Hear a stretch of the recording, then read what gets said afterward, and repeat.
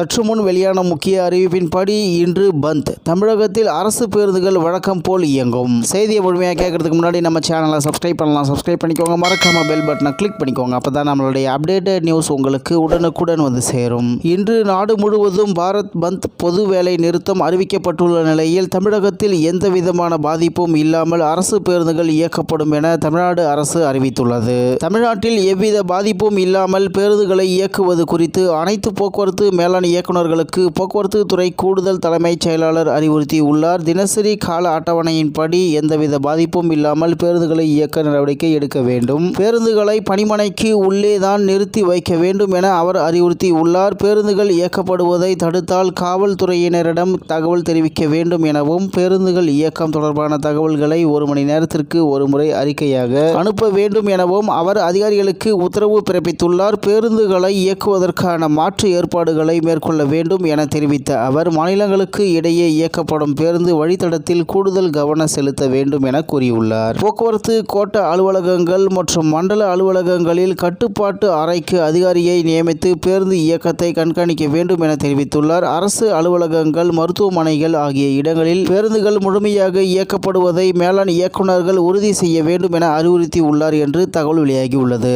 இந்நிலையில் இன்று நாடு முழுவதும் பாரத் பந்த் பொது வேலை நிறுத்தம் அறிவிக்கப்பட்டுள்ள நிலையில் தமிழகத்தில் எந்தவிதமான பாதிப்பும் இல்லாமல் அரசு பேருந்துகள் இயக்கப்படும் என தமிழ்நாடு அரசு அறிவித்துள்ளது. தமிழ்நாட்டில் எவ்வித பாதிப்பும் இல்லாமல் பேருந்துகளை இயக்குவது குறித்து அனைத்து போக்குவரத்து மேலாண் இயக்குநர்களுக்கு போக்குவரத்து துறை கூடுதல் தலைமைச் செயலாளர் அறிவுறுத்தியுள்ளார். தினசரி கால அட்டவணையின்படி எந்தவித பாதிப்பும் இல்லாமல் பேருந்துகளை இயக்க நடவடிக்கை எடுக்க வேண்டும். பேருந்துகளை பணிமனைக்கு உள்ளே தான் நிறுத்தி வைக்க வேண்டும் என அவர் அறிவுறுத்தியுள்ளார் என்று தகவல் வெளியாகியுள்ளது என்பது குறிப்பிடத்தக்கது.